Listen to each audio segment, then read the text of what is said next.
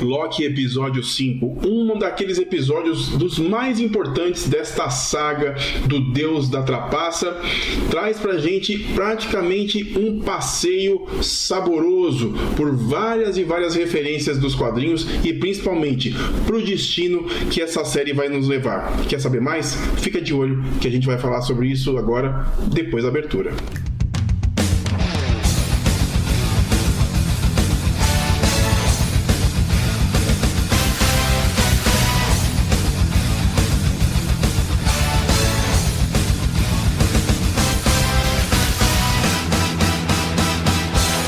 Olá meus amigos, sejam bem-vindos a mais um vídeo aqui do canal Como é Bom Ser Nerd. O meu nome é Alex Fury e aqui no canal a gente fala de quadrinhos, fala de série, fala de cinema, fala de tudo que a gente gosta do universo pop. E agora a gente tá aqui para falar do episódio 5 de Loki, que tá chegando praticamente aí no final nessa semana. Aliás, amanhã, quarta-feira, teremos aí o desfecho desse misterioso e enigmático personagem que está trazendo pra gente o multiverso de uma forma bem ampla e obviamente vai mudar muitas coisas daqui pra frente dentro da linha do tempo do universo Marvel. Mas para vocês poderem saber um pouco mais sobre isso, aproveite e se inscreve aqui no canal, dá um clique no like, ative aí as notificações e compartilhe esse vídeo com seus amigos pra gente falar sobre Loki e obviamente tentar chegar numa conclusão que nos leve a entender para onde essas linhas temporais sagradas vão nos levar, beleza? Então, sem muito papo, bora pro vídeo. O episódio 5 de Loki, intitulado Journey into Mystery, é justamente uma homenagem aos quadrinhos clássicos da Marvel, antes mesmo dela ter esse título Marvel, há muitos anos atrás, que inclusive era um título que trabalhava histórias de ficção, histórias de terror. São quadrinhos que inclusive são os vindouros do período antigo da Marvel e, obviamente, eles nesse episódio estão trazendo aí esses detalhes justamente para a gente conhecer um pouco mais desse passado da editora, da Casa das Ideias. Mas também Journey to the Mystery é também uma introdução ao universo desse personagem Loki que a gente está conhecendo então um pouco mais aqui. É inclusive através dessa revista que nós tivemos a primeira aparição do super-herói Thor, que inclusive só foi ser chamado de Deus do Trovão algum tempo depois para justamente sair do contexto, do conceito clássico do que é o Thor da mitologia e justamente para quebrar um pouco isso. Foi exatamente na revista Thor de número 83 que nós tivemos a estreia desse personagem. E também foi na mesma revista Journey to the Mystery número 85 que nós tivemos a introdução dele, do protagonista de toda essa epopeia, do Loki, o Deus da Trapaça.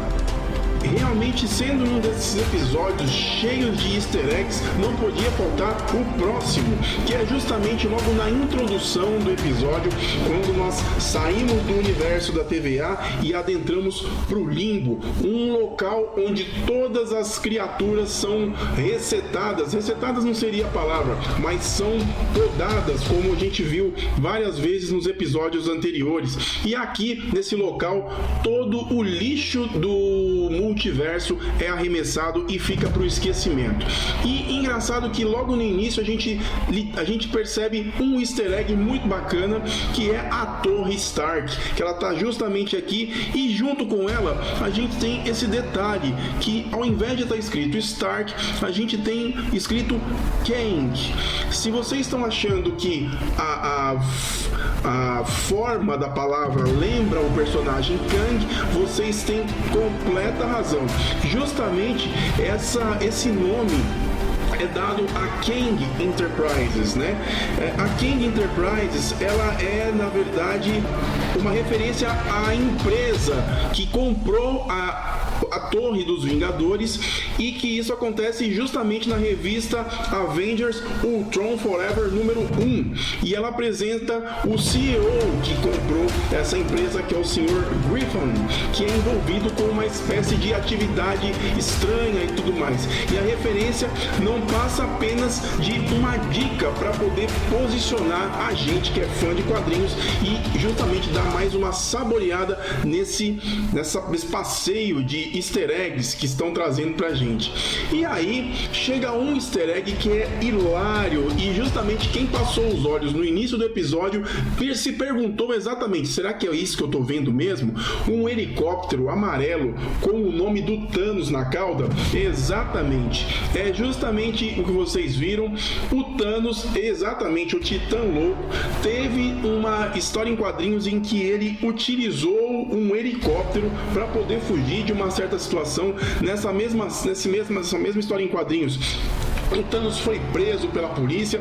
É uma situação vexatória, inclusive isso é os primórdios do personagem, que até então não tinha a grandeza que a gente conhece hoje, mas sim, a referência foi de propósito, justamente para fazer um sarro mesmo com essa questão.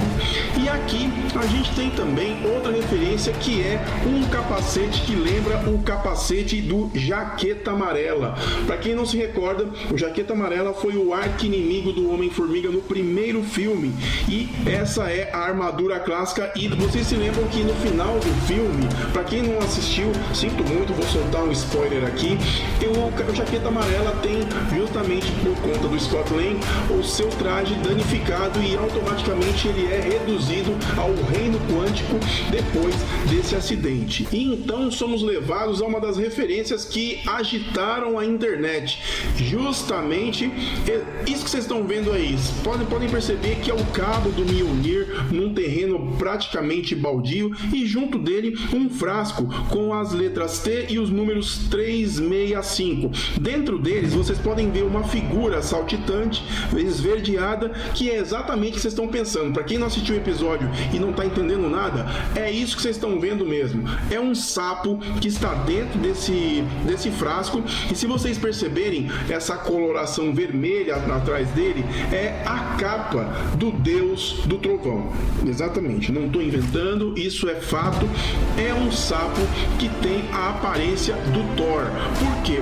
Porque nas histórias em quadrinhos, exatamente na história em quadrinho de Thor número 365, que é justamente a referência que fica marcada no frasco aqui, na letra T 365, o Thor é enfeitiçado pelo seu irmão Loki, que o transforma num sapo e o condena a viver entre essas criaturas nos subúrbios lá de Nova York.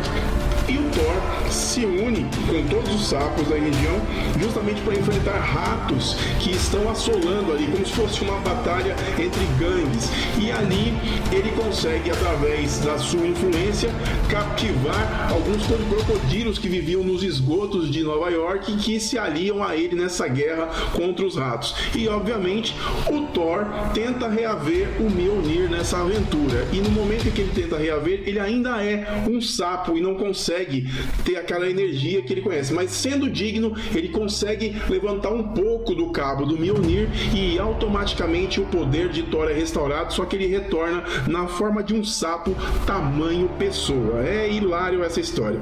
Entre muitas referências apresentadas nesse episódio, nós temos mais uma, que é a aparição desse navio conhecido como USS Eldridge. O USS Eldridge, ele aparece meio de repente, numa espécie de fluxo temporal, arremessado dentro desse limbo, e nesse momento eles são atacados pelo Alioth, que eu já vou falar dele para vocês. Essa embarcação, ela foi meio que parte de um projeto militar conhecido como o Projeto Filadélfia. E esse navio tinha uma peculiaridade, porque ele foi construído justamente dentro desse projeto, para ser classificado como um navio stealth, que não seria visto pelos radares, que ele seria camuflado para os dispositivos inimigos. Mas dentro desse contexto, a série parece trazer essa questão misteriosa dele não ser visto pelo radar, e justamente por essa peculiaridade do Projeto Filadélfia, ele ter sido arremessado nesse limbo, nesse momento. A cena em que Mobius M. Mobius volta a aparecer, justamente ele não faleceu, ele também foi podado, assim como muitas e muitas coisas que são podadas e arremessadas no limbo. Ele também também foi arremessado lá, mas particularmente a cena que envolve esse universo do Mobius tá bem marcada aqui, na placa do carro que ele encontrou para poder sair do alvo, sair como alvo do Alioth, né? Esse carro que ele pegou tem uma placa escrito assim, GRNW1D. A placa do carro, um carro que é de entrega de pizza, é uma referência direta ao Mark Gruenwald, que é o criador do personagem do Mobius M-Mobius, inclusive criador da própria TVA. E aqui a gente tem essa referência porque o Mark Gruenwald, ele foi utilizado inclusive artisticamente a imagem dele para fazer o conceito visual do Mobius M-Mobius que a gente conhece, que agora é interpretado aí pelo Owen Wilson. A outra referência e não mais importante, se bobear até uma das mais importantes apresentadas, é justamente o que foi especulado nos trailers iniciais do Loki, que é essa cabeça com esse pano dando uma volta, que é justamente uma menção ao Tribunal Vivo. Para quem não conhece, o Tribunal Vivo, ele é uma entidade cósmica que ela é única, onisciente. Ela justamente existe para colocar ordem nos multiversos quando alguma coisa se rompe. E aqui a gente tem essa referência direta, porque se trata de uma criatura em formato de homem, com 3 cabeças flutuantes, ambas elas cobertas com esse pano. O Tribunal Vivo, ela, como eu disse para vocês, é encarregada de supervisionar e julgar cada realidade do multiverso Marvel. E essas 3 faces, aliás, a figura do Tribunal Vivo, ela não se repete porque ela não se rompe entre os multiversos. Ele é único, não existe outra figura igual. Justamente esse personagem era um dos que eu particularmente adoraria ver aparecendo na série ou em qualquer outra produção da Marvel. Os veículos fantásticos do universo Marvel também tiveram um destino trágico. Aqui a gente tem um vislumbre também do Helicarrier, que é justamente o porta-aviões voador da SHIELD, que a gente vê caído aqui também no limbo, e junto com ele, claro que vocês não se lembram, esse inclusive ele é o porta-aviões que o Nick Fury utilizou no primeiro Vingadores que nós assistimos lá em 2012. E na sequência nós também temos a nave do Ronan, que a gente conhece como The Dark Easter, se não me engano, Dark Aster. A Dark Aster, inclusive, vocês viram ela pela primeira vez em Guardiões da Galáxia 1, quando eles enfrentaram toda a tropa nova na sequência. Ronan, para quem não se lembra, essa é a figura do Ronan. Enfim, essas são algumas das peças, dos easter eggs que a gente pôde trazer para vocês dentro do conceito da série. E agora, dentro da história, nós vemos o Loki depois de ter sido podado quando ele enfrentou a Ravonna Renslayer no episódio 4 e foi aí arremessado para esse limbo. E para nossa curiosidade, ele encontrou com as versões Loki que também foram podadas e caíram dentro desse conceito. Muito bacana a forma como isso é apresentada. Todos eles são distopicamente fora do contexto do que a gente conhece como Loki, tirando o personagem que está aqui à sua direita, que representa o Loki clássico. E obviamente a Marvel trollou a gente de novo, mostrando no trailer o Loki, que inclusive faz parte dos quadrinhos, que ele é inclusive classificado como o Loki presidente. E aí, todo mundo acreditando que teríamos um episódio com a referência direta, que o Loki seria justamente o Loki que nós conhecemos, que estaria entrando dentro desse contexto, se apresentando como o Loki presidente. De alguma forma ele reconfiguraria o multiverso e tudo mais, mas na verdade era uma trollagem, foi apenas uma passagem muito rápida, e todos esses Lokis que a gente vê aqui também são distopicamente apresentados. E então, mais uma referência é apresentada justamente no momento em que, obviamente, a natureza de todos os Lokis fez com que a confusão se instaurasse, porque ninguém confia em ninguém e acabou se criando um frisson tremendo. E lógico que o crocodilo Loki acabou abocanhando a mão do Loki presidente. E essa cena, para quem foi bem astuto, deve ter percebido, ou se de repente teve a mesma referência que eu tenho, lembrou disso aqui, de Luke Skywalker, quando Darth Vader cortou a sua mão em O Império Contra-Ataca, e a cena é praticamente uma homenagem a esse momento clássico dos cinemas. Então a gente segue o episódio justamente na busca por como sair desse lugar. Loki não está satisfeito, não quer viver dentro dessa distopia, e ele quer encontrar a saída ou até mesmo a chave para encontrar os verdadeiros criadores da TVA e quem são realmente os guardiões do tempo. E o Kid Loki e o Loki clássico, os dois o ajudam, porque a confusão ficou instaurada lá na toca onde eles viviam. Então nós somos introduzidos a ele, o Alioth, que eu tanto falei no início do episódio. O Alioth se trata de uma criatura que vive no limbo, que se alimenta dos restos e de toda a energia que é arremessada ao longo do tempo. E o Alioth, ele é energia viva, ele é essa figura em forma de fumaça e energia que devora tudo e qualquer coisa que caia dentro do limbo. Ele foi apresentado nos quadrinhos e ele só ganhou força, só ganhou energia por um erro da própria Ravonna Renslayer. E o Alioth, ele deixa uma ligação direta com o Kang, o Conquistador, que até então nem vou me arriscar a colocar ele em jogo, porque o Kang acabou se tornando o novo Mephisto da brincadeira, e vamos esperar as coisas acontecerem pra gente ter certeza se realmente o Kang vai ter uma mãozinha dentro dessa série.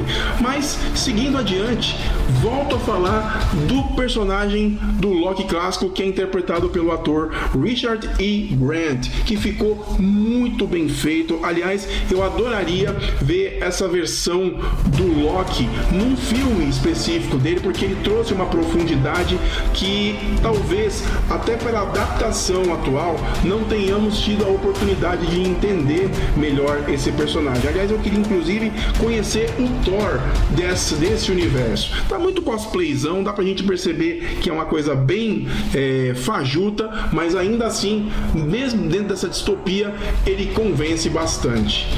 O personagem, ele consegue trazer exatamente a essência do Loki clássico, até deixei a referência para vocês aqui para poderem lembrar.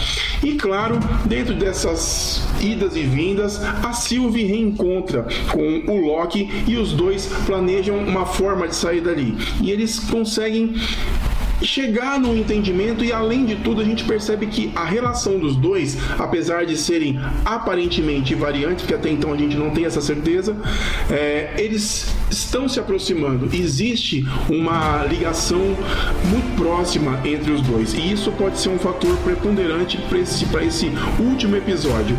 E então eles resolvem ir para cima do Alioth, porque a própria Sylvie disse que no seu momento de fuga conseguiu entrar em conexão com o Alioth e teve um vislumbre do lugar onde possivelmente pode estar localizado o grande criador de tudo isso que eles estão vivendo. E obviamente o Alioth, uma criatura tão poderosa, não deixaria isso acontecer e devoraria tanto o Loki quanto a Sylvie. Só que o Loki clássico se coloca à frente, que inclusive é uma das cenas mais lindas desse episódio, onde ele consegue ganhar a atenção do Alioth, que ia justamente acabar com os outros dois, e ele cria um construto de Asgard a partir do seu poder. Lembra bastante, inclusive, um construto do Lanterna Verde, assim, se você for falar, mas a forma como ele faz esse sorriso sarcástico quando ele cria isso com a sua energia me lembrou bastante o Mágico de Oz. Exatamente. O que tem a ver uma coisa com a outra? Esse ambiente dele criar algo que é de mentira, justamente para chamar a atenção de todos, né? Aliás, a Asgard que ele criou lembra bastante a Cidade das Esmeraldas, que a gente conhece classicamente da história de O Mágico de Oz. E então Vamos saber também o que está acontecendo lá na AVT.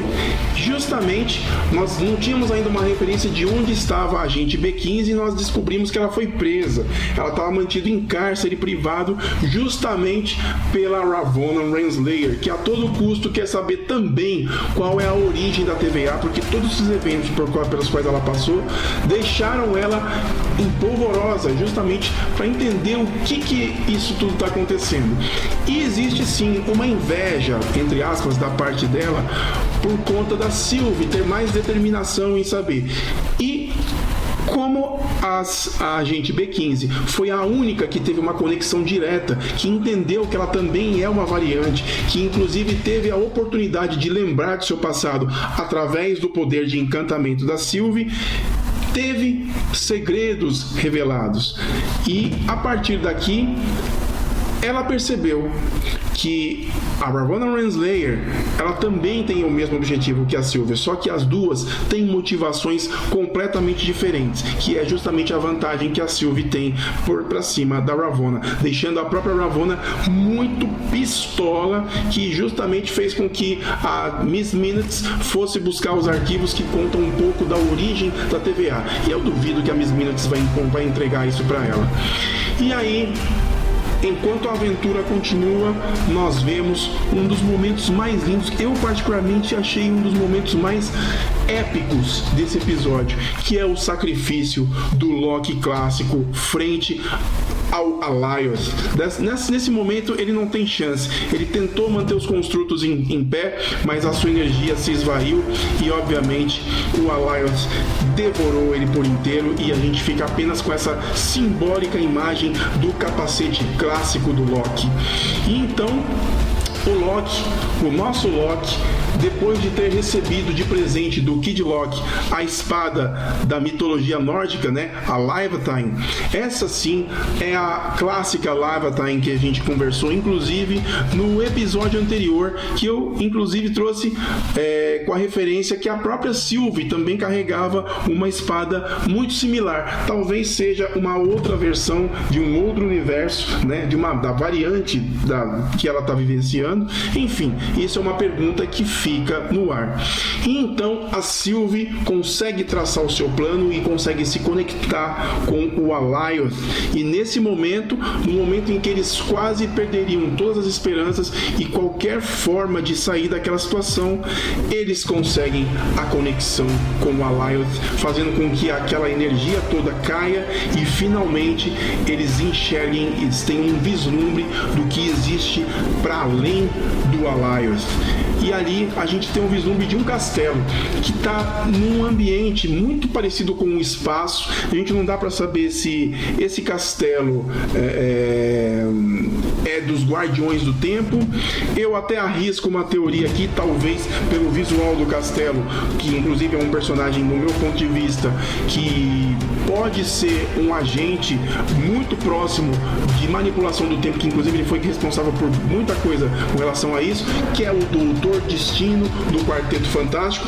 Mas eu duvido muito que a Marvel vai entregar um personagem tão importante assim num episódio de Loki, duvido muito. Mas eu deixo as perguntas aqui em aberto, justamente para que a gente não fique aí nessa pilha e possa entender o que a gente pode receber de novidades no episódio 6, que estreia amanhã no canal Disney Plus, e eu vou trazer para vocês aqui uma live para a gente poder assistir juntos. Sintonizem aí no seu Disney Plus para que a gente possa conversar juntos, curtir juntos o último e mais importante episódio da próxima fase da Marvel, que está nas mãos do Deus da Trapaça.